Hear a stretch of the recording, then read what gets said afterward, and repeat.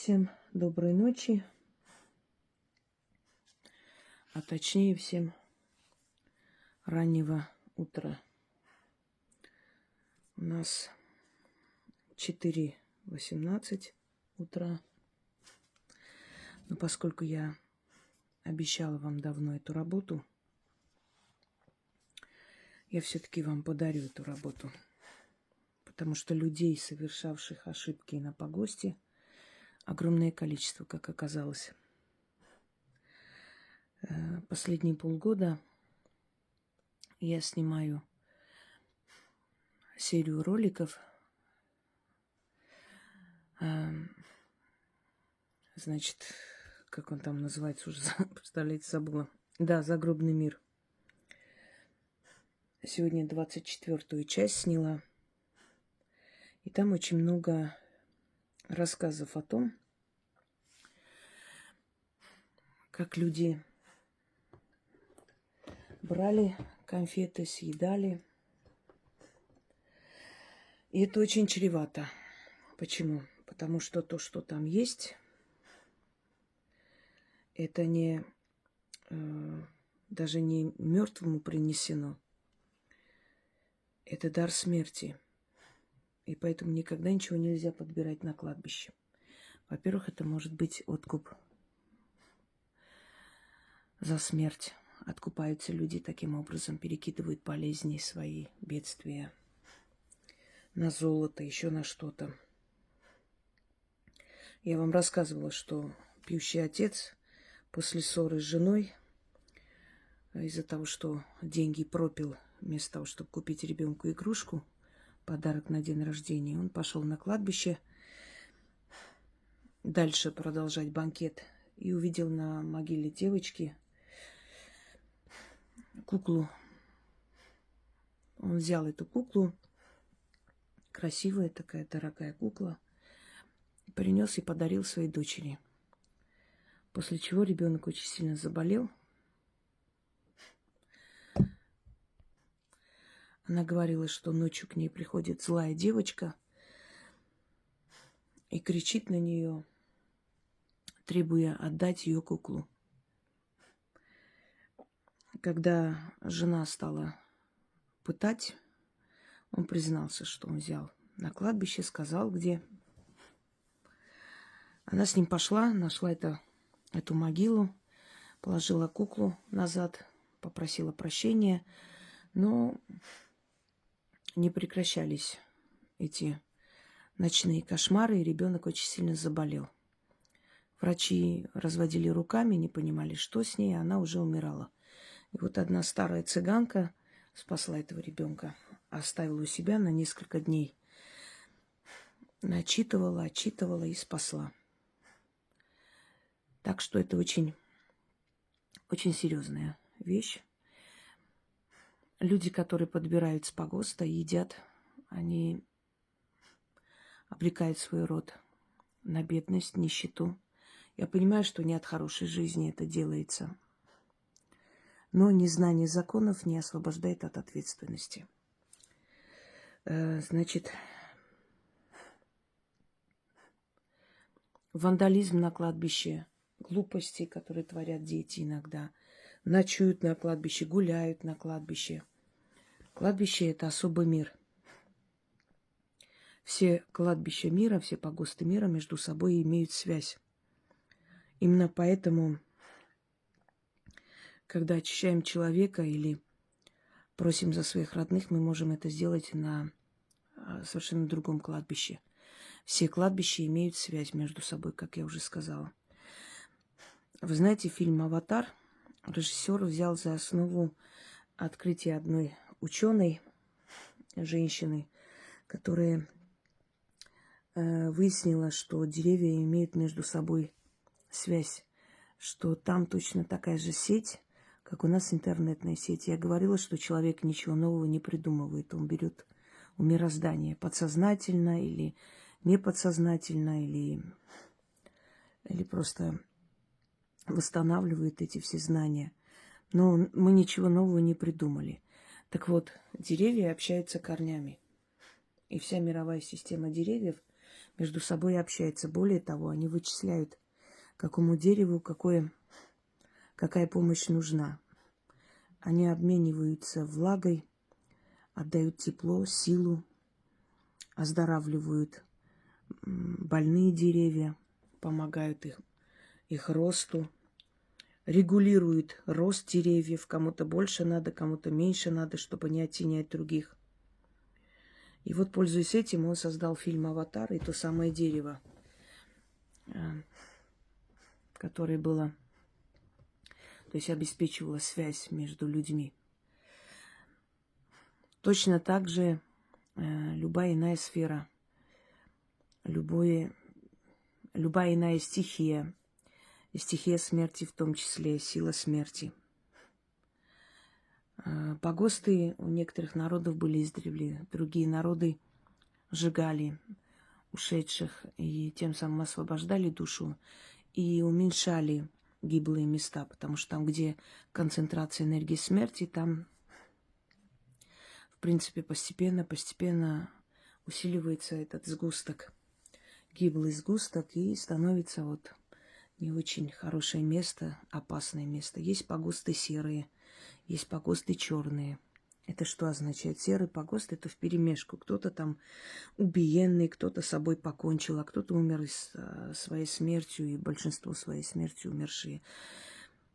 Есть черные погосты, там, где, например, расстрелянные были, там, где были очень много убитых во время разборок. К какому погосту относятся, например, пантеоны воинов? К серому погосту.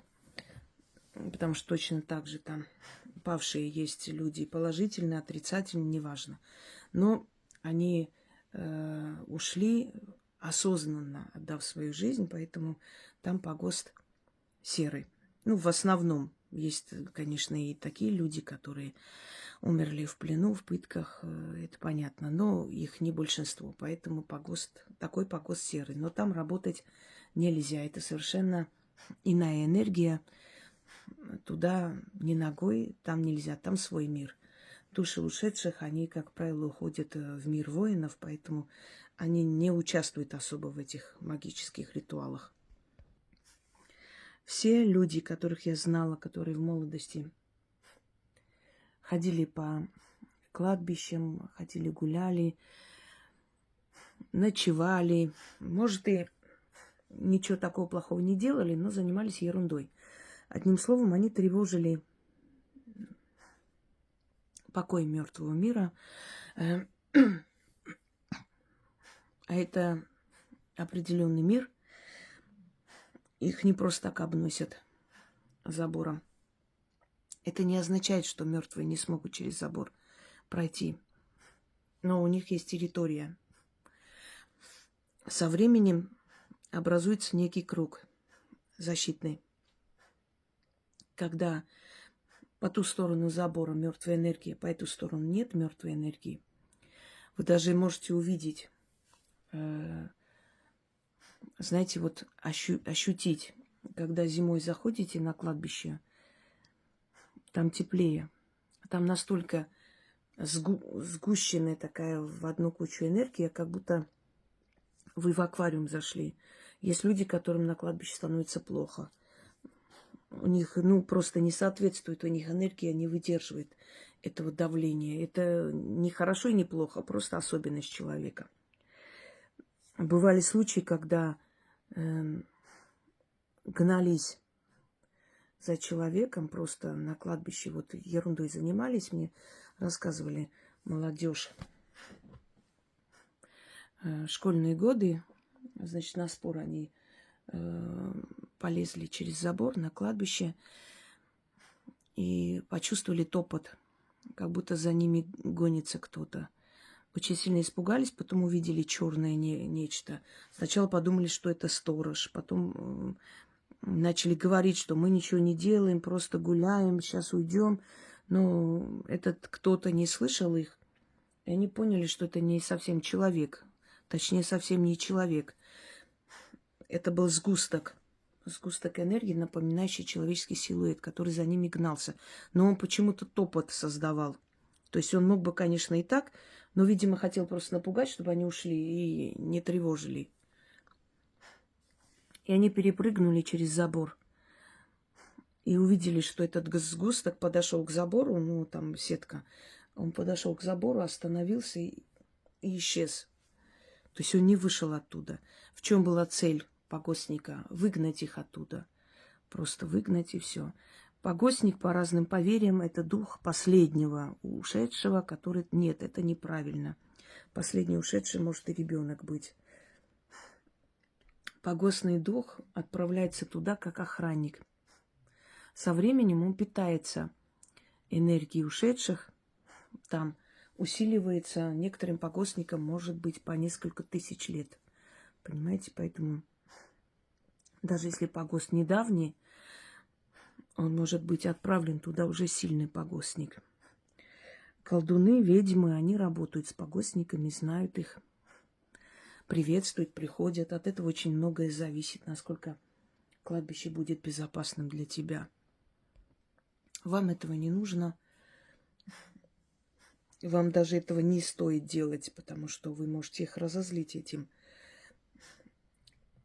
тем самым показав, что вы себя мните, знаете, профессионалами. Значит, ошибки молодости, допущенные на кладбище, что-то там сделали, какую-то ерунду, что-то нарисовали, что-то домой забрали, взяли, конфеты взяли, ели. Заходили в эти старые склепы, копались, смотрели, что там делается. Некоторые глупые дети кости брали в руки. Ну, такой ерундой занимались. Тяжелая судьба. У всех, кто допускал ошибки, особенно в детстве, в юности. Очень тяжелая судьба. Тюрьмы, бесконечные долги, нищета, значит, пьянство и иное вокруг кружится. Не обязательно, чтобы они пили. Но если это женщина, обязательно пьющий будет муж. Долги, кредиты, не вылазите оттуда. Словно они оставили там свою энергию, знаете, как они в такую воронку влезли.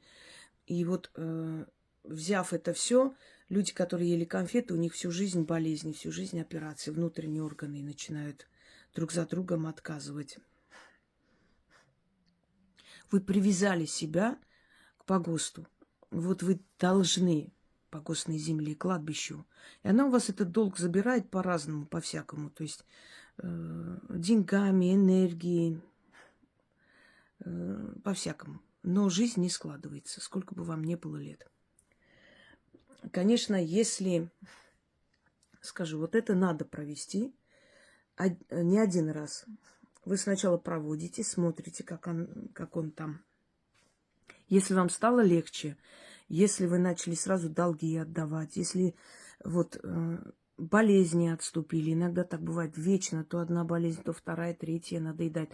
Не проводите, пожалуйста, кто болеет, побежали на погост. Нет, только те люди, которые точно знают, что они ели конфеты, что они сделали нехорошие дела на кладбище, даже если они не признаются в этом, в любом случае они это знают.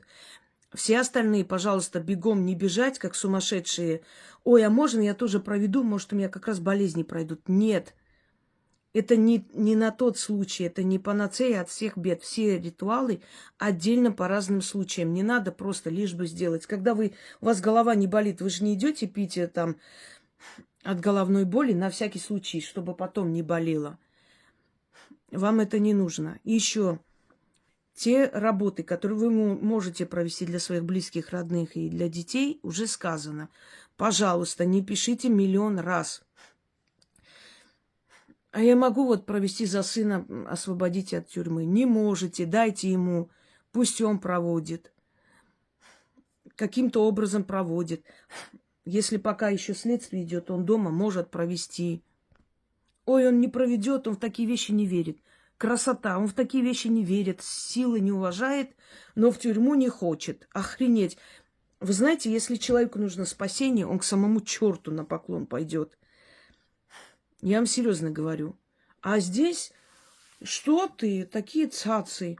ой, мы не проведем, мы не хотим. А можно я за нее сделаю? Сделай, и потом сядешь. Почему? Потому что тебе это не нужно, а ты берешь и проводишь. Ну вот не дурдом, или можно от рака я сама проведу вместо сестры. Сделай, а потом заболеешь. Почему? Потому что у тебя этого нету, а ты от этого лечишься. Ну, у вас вообще нормально все. Но надоело мне одно и то же говорить. Если я не сказала, что можно сделать за другого человека, значит, не спрашивайте, пожалуйста, не отвлекайте меня постоянно одним и тем же вопросом. Вы отнимаете мое время, а я могу за это время очень много дать людям. Поехали дальше. Значит, больше 3 раз в год такую работу проводить не нужно. Иногда можно несколько лет провести каждый год, пока это все полностью не отступится. Почему я так говорю? Потому что есть ритуал, за который я могу ручаться, что они 100% сработают у человека. Я просто знаю. Есть ритуалы, которые, скорее всего, 90% сработают у тех, кто сделает. 10% могут не помочь. Если там более серьезные вещи, это уже профессионал. Только профессионал может это убрать. Понимаете? Но, в принципе, если уже давно в детстве вы это делали, допустили ошибку там в юности, это снимет. Я хочу вам прочитать кое-что. Если вы помните, ну, я не буду называть, это тоже человек, который в детстве, в общем, ела. Я думаю, она будет не против, если я прочитаю ее. СМС – это через 3 дня работы с ней, вот тоже убирала, отмаливала от кладбища то, что в детстве допустила ошибку, не понимая. Но, еще раз говорю, незнание закона не освобождает от ответственности. Вселенной это бесполезно говорить. Нарушили, будешь платить. Вот прочитаю. Доброго времени суток, Инга. Хочу поделиться с вами первыми изменениями. Если она захочет, она внизу напишет. Если нет, то нет. Я не настаиваю, потому что не всем хочется, чтобы это знали. В прошлом году на меня подали в суд коллекторы. Не знаю, как им удалось, но, насколько я знаю, дела за сроком давности судьи берут с трудом. По решению суда у меня арестовали счета и карты в банке. Я писала письмо судье о снятии ареста с моих счетов, но без изменений. После того, как вы взяли меня отчитать, на 4-й день мне пришло оповещение на госуслуги об отмене задолженности, а также пришли оповещения от банка, что арест снят этому долгу, а сам долг еще висел на госуслугах. Я была в замешательстве, но вчера поздно вечером зашла в госуслуги, и этого долга тоже нет. Если честно, у меня в голове это с трудом укладывается. Первые часы я вообще была сбита с толку. Я не ожидала такого поворота, хорошего поворота. Спасибо огромное. Я всегда буду помнить вашу помощь. Только вы мне скажите, ну это уже все. Дальше не будем читать. Смотрите, человек настолько привыкла к судам, к бедности, к трудности, к долгам, к тому, что она неудачница, что ей не везет. Видите, она здесь сказала, я не ожидала, для меня это так удивительно. Я-то думала, что человек так привыкает быть несчастным, что боится даже принимать факт, что уже все. Я понимаю таких людей. Они боятся, даже боятся верить, дышать боятся, что что-то не то. Вы представляете, как человек проживает свою жизнь в каких трудностях? Это на самом деле даже жалко человека.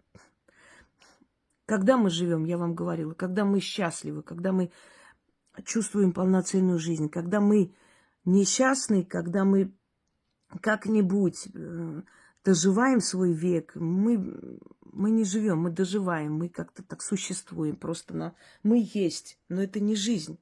Вот когда мы хотим жить, а не существовать, тогда меняется жизнь.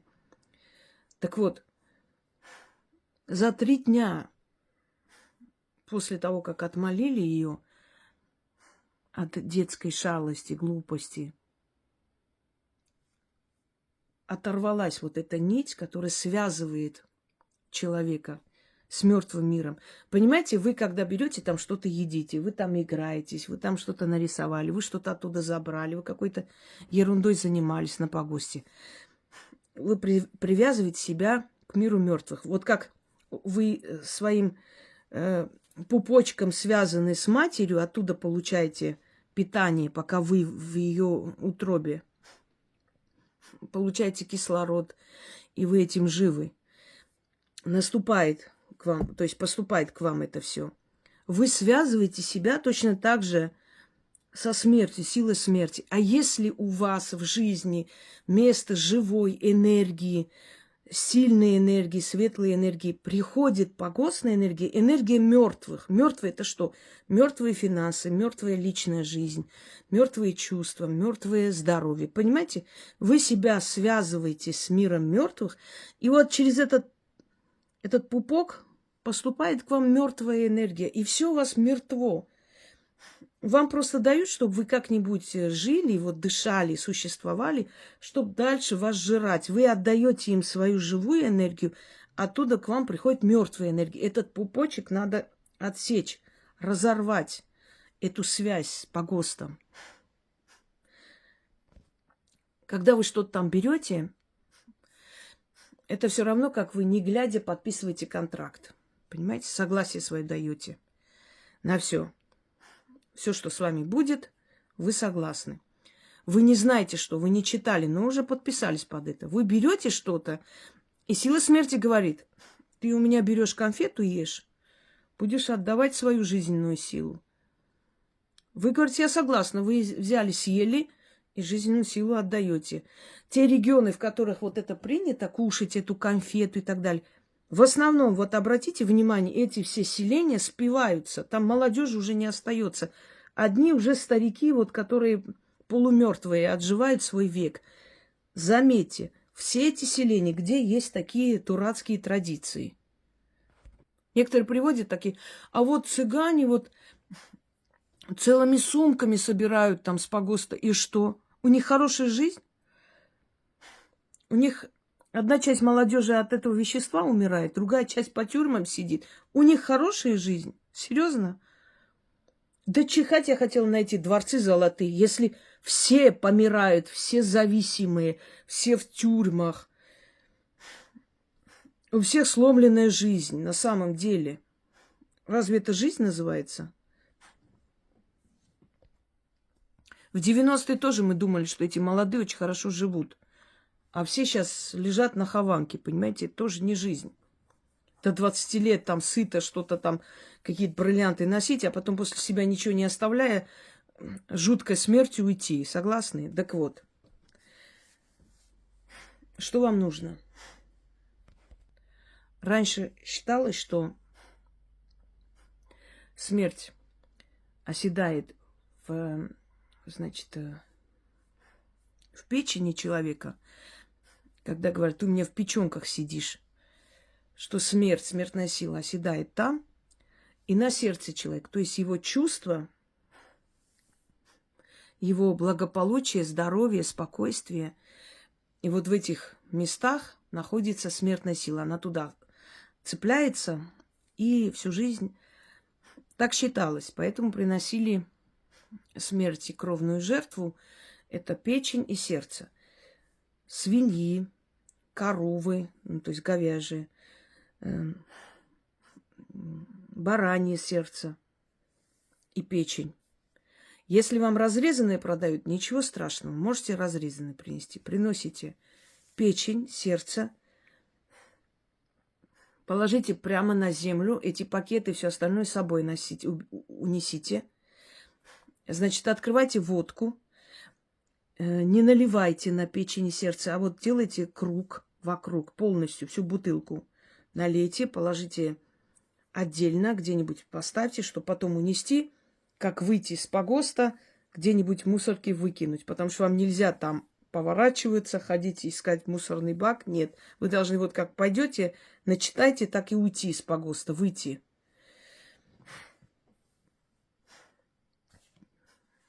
Если с вами кто-то придет, он может видеть, как вы кладете это все, круговым движением наливайте, и этот пакет дайте этому человеку, и пусть он отойдет подальше, отвернется и не слышит, что вы говорите.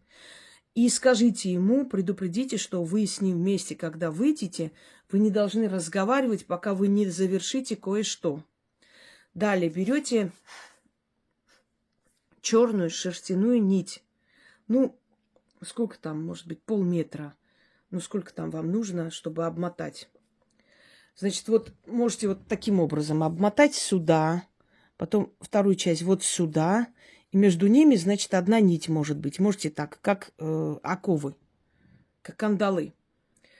Потом вы в конце должны будете вот так вот разорвать и сделать так, чтобы они не упали на землю, а вот так вот аккуратно снять и в кармане вынести. Или в кармане, или куда хотите. Вы должны вынести это с погоста и чуть подальше под деревом сжечь. Аккуратно сжечь, можете там зажигалку взять, сжечь, как хотите, чтобы она сгорела полностью. И следите за тем, чтобы она сгорела. Значит, посыпьте землей или снегом после, ну, чтобы там пожар не возник, если вы это, например, летнее время сделаете. Потому что оно может быть, пламя там может быть очень агрессивное. Сейчас поэтапно вам расскажу. Итак, принесли, находите, ищите на кладбище, значит, старую часть кладбища. Там в основном погостник обитает. Старая часть кладбища. Идете вдаль, либо перекресток, либо возле дерева, неважно. Главное, чтобы была старая часть. Можете между могилами, не на могилу какую-нибудь, именно между могилами где-нибудь. Значит, разложили на землю эту печень, сердце, открыли водку вокруг, против или по часовой, здесь не имеет никакого значения. Сделали круг, вот так налили. Полностью вся эта водка должна закончиться. Закрывайте, значит, в этот пакет. Отдайте в руки человеку. Если вы будете одна, ну, вам нужно, значит, в руке вот так нести или положить там. Как только скажете, взять с земли и уйти с этим пакетом и выкинуть потом где-нибудь. Домой не носите.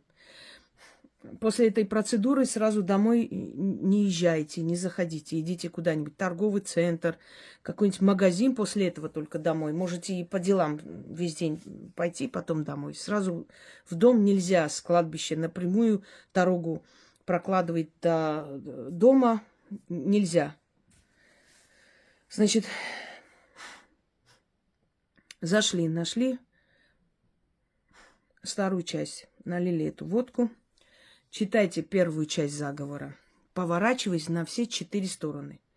Вот стойте на месте, кланяйтесь, прочитали. Повернулись, где стоите, вокруг своей оси. На другую сторону. Кланяйтесь, прочитали. Потом еще раз кланяйтесь, прочитали. Поклонились, прочитали. Встали. Обматываете этой нитью теперь. Опять поклонились, прочитали. Уже вторую часть. Повернулись на эту сторону, поклонились, прочитали. Еще раз. Вторая часть маленькая. И в конце, когда повернулись назад, 4 стороны прочитали. Вот 4-й раз, когда читаете, в конце говорите уже после всех слов заклято. И разрываете вот эту нить. Снимайте аккуратно, чтобы она не упала на землю. Если она упала, значит, вам придется переделывать. Она не должна упасть. Аккуратно снимайте, кладете в карман, желательно. И с этой, значит, пустой бутылкой и пакетом выходите. Все, не смотрите, не оглядывайтесь. Даже если вам покажется, что кто-то сзади идет. Никого нет там. Их задача вас не отпустить. Они не хотят этой подпитки лишаться, понимаете? Поэтому вы должны не оглядываться, чтобы обратно не забрать эти силы с собой назад. Выходите, уходите, ближайшее где-нибудь дерево. В машину или куда-нибудь не садитесь с этой нитью. Ближайшее дерево, где поблизости, зажигайте. Да, на погост надо идти после 3 дня. Ночью не надо туда ходить. Нужно днем, но после 3. когда солнце уже с зенита спускается. Значит, сожгли молча, без никаких слов, полностью, чтобы от них вообще ничего не осталось. Сжигайте. Если у вас есть ацетон, можете положить, например, на землю и так чуть-чуть налить сверху и поджечь, чтобы оно сгорело полностью. Оставляете вот это вот сгоревшее уже, истлевшее все, что осталось, и молча уходите. Вам сразу станет легче. Вы почувствуете, что с вас прям груз упал. Через месяца 2 можете еще раз сделать, когда видите, что прям хорошо, все, дела пошли, все, жизнь меняется. Через месяца 2 еще раз можете сделать. 3 раза в году можно делать. Не переусердствуйте. Если вы уже поняли, что все хорошо, не надо его повторять. Все, значит, вы это прощение получили. Откупайтесь, как считаете нужным. Не буду говорить, как и что. Я думаю, что зрители, которые давно, они понимают, о чем речь. Уже 100 раз про это было сказано. Итак, начнем. Первая часть. Сердце, печень положили, вокруг водкой залили, встали, поклонились и прочитали. Потом опять повернулись. Это 4 раза. Пришла я в город мертвых, город на погосте. Здесь лежат кости. Братушки, просыпайтесь, сеструшки, пробуждайтесь. С вашего погоста на все погосты передайте, чтобы дошло до того погоста, где я совершила ошибку, поневоле, где я разозлила духов и души, где разгневала силу смерти и по неразумению навлекла беды на свою голову. Молю о прощении, молю о прощении, молю о прощении, будьте милосердны к несовершенному человеку. Явите милость свою. Я понесла свое наказание. Даруйте мне искупление. Снимите с меня оковы и отступитесь. Как вас сюда привели, похоронили, навеки оставили, так и я навеки оставляю здесь проклятие погоста, гнев душ. Еще раз повернулись в другую сторону. Кланяйтесь. Пришла я в город мертвых, город на погосте. Здесь лежат кости. Братушки, просыпайтесь, сеструшки, пробуждайтесь. С вашего погоста на все погосты передайте, чтобы дошло до того погоста, где я совершила ошибку поневоле, где я разозлила духов и души, где разгневала силу смерти и по неразумению навлекла беды на свою голову. Молю о прощении, молю о прощении, молю о прощении. Будьте милосердны к несовершенному человеку. Явите милость свою. Я понесла наказание. Даруйте мне искупление. Снимите с меня оковы и отступитесь. Как вас сюда привели, похоронили, навеки оставили, так и я навеки оставляю здесь проклятие погоста, гнев душ. Пришла я в город мертвых, город на погосте. Здесь лежат кости. Братушки, просыпайтесь, сеструшки, пробуждайтесь. С вашего погоста на все погосты передайте, чтобы дошло до того погоста, где я совершила ошибку поневоле, где я разозлила духов и души, где разгневала силу смерти и по неразумению навлекла беды на свою голову. Молю о прощении, молю о прощении, молю о прощении. Будьте милосердны к несовершенному человеку, явите милость свою. Я понесла наказание. Даруйте мне искупление, снимите с меня оковы и отступитесь. Как вас сюда привели, похоронили, навеки оставили, так и я навеки оставляю здесь проклятие погоста, гнев душ. Пришла я в город мертвых, город на погосте, где лежат кости. Братушки, просыпайтесь, сеструшки, пробуждайтесь. С вашего погоста на все погосты передайте, чтобы дошло до того погоста, где я совершила ошибку. Поневоле, где я... Так, иди отсюда. Кыш отсюда. Вот ночью нельзя такие читать, конечно, ну ладно, нехорошо. Это не обращайте внимания, это так иногда явление бывает возле окна, надо их выгонять. Где я разозлила духов и души, где разгневала силу смерти и по неразумению навлекла беду на свою голову. Молю о прощении, молю о прощении, молю о прощении. Будьте милосердны к несовершенному человеку. Явите милость свою. Я понесла наказание. Даруйте мне искупление. Снимите с меня оковы и отступитесь. Как вас сюда привели, похоронили, навеки оставили, так и я навеки оставляю здесь проклятие погоста, гнев душ. Сказали, обмотали, значит, этой нитью. Опять клонитесь, говорите. Заклинаю светом и тьмой, небом и землей, огнем и водой. Началом начал, светлыми легионами, темными когортами и чашей весов судного дня. Я свободна от проклятия погоста и от гнева душ. Да будет так. Потом опять повернулись, поклонились, опять говорите. Заклинаю светом и тьмой, небом и землей, огнем и водой, началом начал, светлыми легионами, темными когортами и чашей весов судного дня. Я свободна от проклятия погоста и гнева душ. Да будет так. Опять. Заклинаю светом и тьмой, небом и землей, огнем и водой, началом начал, светлыми легионами, темными когортами, чашей весов судного дня. Я свободна от проклятия погоста и гнева душ. Да будет так. И 4-й раз повернулись, поклонились и говорите, заклинаю светом и тьмой, небом и землей, огнем и водой, началом начал, светлыми легионами, темными когортами, чашей весов судного дня. Я свободна от проклятия погоста и от гнева душ. Да будет так. Заклято. И разрывайте сразу же. Снимайте это. Значит, положили куда-нибудь себе в карман и уходите без оглядки. Без оглядки выйдите оттуда. Выходите с погоста. Идете дальше от кладбища, дальше. Где найдете укромное место, где вам подходит, возле дерева. Это все до конца должно сгореть. И без слов, опять же, без оглядки уходите. Зайдите куда-нибудь в какое-нибудь помещение, только после этого домой. Итак, повторим. Как любой педагог, закрепим материал в голове. Приходите, приносите печень, сердце, водку. Находите старую часть кладбища, кладете возле дерева, между могилами, на перекрестке, куда хотите, где вам удобно.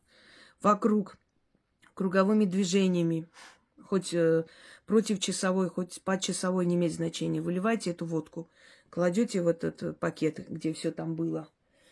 Или в руках держите, или отдаете человеку, чтобы он отошел, отвернулся и не смотрел, если вы боитесь одна идти, чтобы он не слышал эти слова. Если с человеком, предупредите, что вы не должны с ним разговаривать, пока не сожжете. Он с вами не должен идти. Он просто выходит, дальше идет и ждет вас, не глядя. Если одна, желательно одна, конечно. Если он подъедет, человек там возле ворот, пусть вас подождет, будет еще лучше. Выходите. Значит, начитали, поворачиваясь на все стороны света, вокруг своей оси. Клонитесь, поклон силам, духам кладбища и начитали. Потом обматывайте эту черную нить таким образом, как будто кандалы. Опять кланяйтесь, читайте.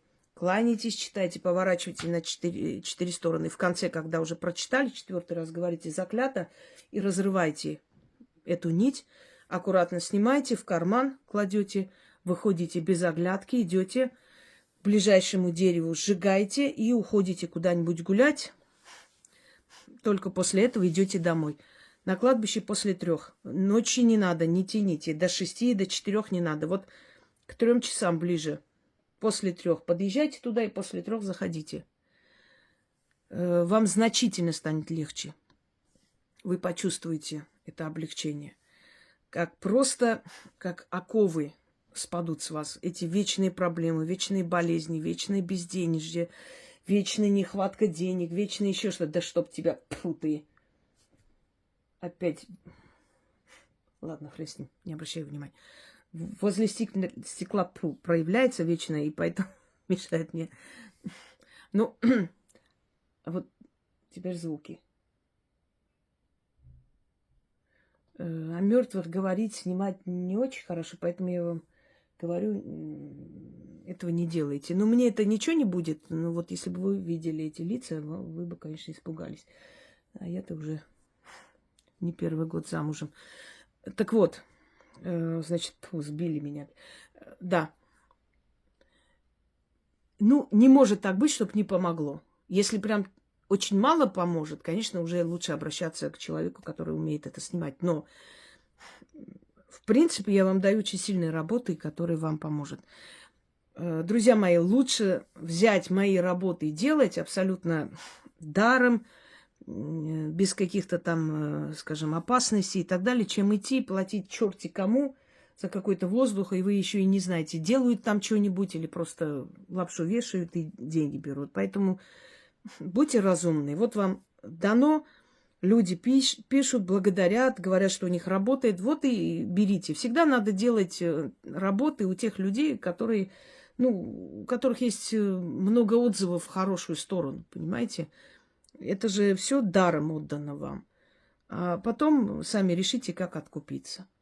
На этом все. Вот обещала, и хоть поздно, и хоть тут гуляют всякие возле окон, но все-таки женский был силуэт. Ну да ладно, не важно.